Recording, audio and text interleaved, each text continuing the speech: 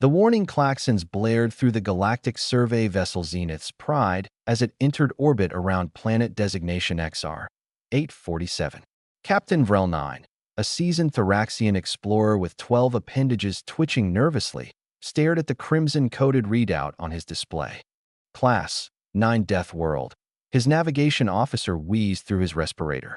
Atmospheric storms capable of stripping hull plating. Gravity at 1.8 standard. Indigenous predators registering at threat level critical.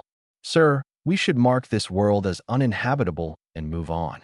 Vrel-9's mandibles clicked in agreement. In his 40 cycles of service, he'd never encountered a planet rated above Class 7. Class 9 was theoretical, a world so hostile that evolution itself seemed like a cosmic joke. Agreed. Initiate departure sec. Captain. The communications officer's chromatophores flashed alarm colors. We're receiving a distress beacon from the surface. It's a human signature. The bridge fell silent except for the hum of life support systems. Humans of Vrel-9 had heard the stories. The species from the backwater world called Earth who had joined the galactic community only 3 cycles ago. They were strange, made of soft flesh and fragile bones, yet they'd somehow survived their own planet's chaotic environment.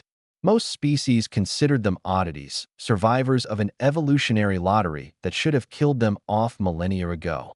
How long has the beacon been active? Vrel-9 asked. 7 planetary rotations, sir. 7 days. No one survived 7 days on a Class 9 world. But protocols were protocols. Prepare the rescue shuttle. Minimal crew. Harper checked the power cell on her plasma rifle for the 3rd time in 10 minutes, a nervous habit she'd picked up during her deployment in the Detroit exclusion zone. The rescue shuttle bucked through XR 847's atmosphere, and she caught James giving her that look, the one that said he knew she was worried but wouldn't admit it. You good? James asked, adjusting his exosuit's servo joints. Yeah, Harper replied, watching the crimson landscape rush up to meet them through the viewport. Just reminds me of home. The pilot, a multi-eyed Quellan whose name Harper couldn't pronounce, made a sound like choking. This is a Class 9 Deathworld. Your home world was rated Class 2, barely above Garden Worlds. Harper and James exchanged glances. Sure, James said slowly. That's what the official rating says. But have you ever been to Earth? The shuttle touched down on a rocky plateau, immediately pelted by fist-sized hailstones that would have pulverized most species' bones. Harper felt the impact through her suit. Uncomfortable, but she'd taken worse hits playing college hockey. The distress beacon led them to a cave system 3 kilometers west. The wind howled at speeds that would have launched most galactics into the stratosphere. Harper leaned into it, her exosuit compensating, and thought about the tornado that had destroyed her high school gym. This was bad, but it wasn't that bad. Movement, James called out. Raising his weapon, a creature emerged from between the rocks. 8 meters of scales, teeth, and rage. The datapad classified it as an apex shredder, responsible for 73% of casualties in simulated scenarios. IT charged. Harper didn't hesitate. She'd grown up in a neighborhood where you learned to handle threats quickly or didn't grow up at all. 3 precisely aimed plasma bolts, and the creature collapsed, twitching. By the void, breathed Vrel-9 through the calm. You didn't even take cover. It was running in a straight line, Harper said, confused. Why would I need cover? They found the survivors in the cave, 2 human xenobiologists who'd crashed during an unauthorized survey expedition. Dr. Sarah Chun and Dr. Marcus Webb looked tired and dirty, but otherwise fine. Oh, thank God, Sarah said, lowering her makeshift spear, a construction of local wood and scavenged metal that would have impressed a Stone Age weaponsmith. We were starting to think no one got our beacon. You've been here for 7 days, James said. On a Class 9 Deathworld. Marcus shrugged. Yeah, it's been rough.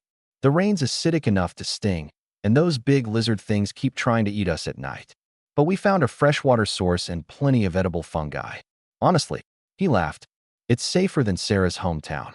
I'm from Gary, Indiana, Sarah explained to the confused galactics listening through the comm. Marcus is from Johannesburg. We've both lived through worse than this. On the shuttle ride back, Vrel-9 couldn't stop his appendages from trembling. He'd watched the humans wade through conditions that would have killed him in minutes. treating apocalyptic weather like a mild inconvenience and apex predators like pests. I don't understand, he finally said. Your world is rated class, too. How did you? How are you so what? Harper asked, cleaning her rifle.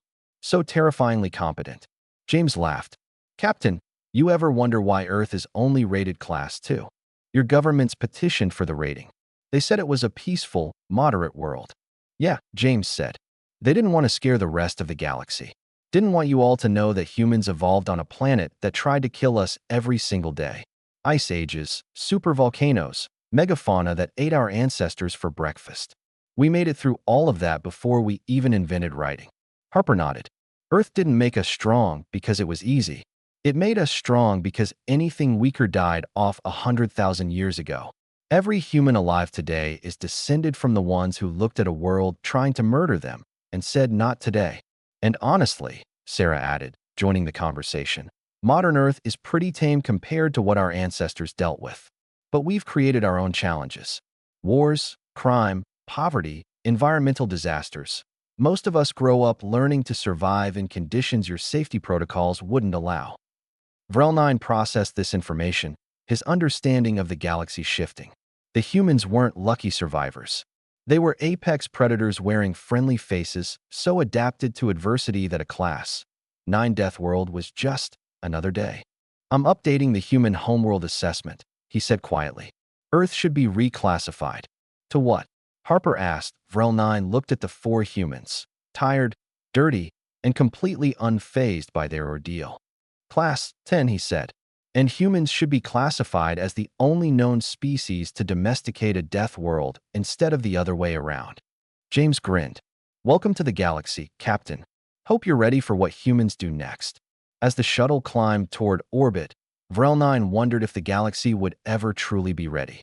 Behind them, XR 847 raged against the sky, and he realized something profound.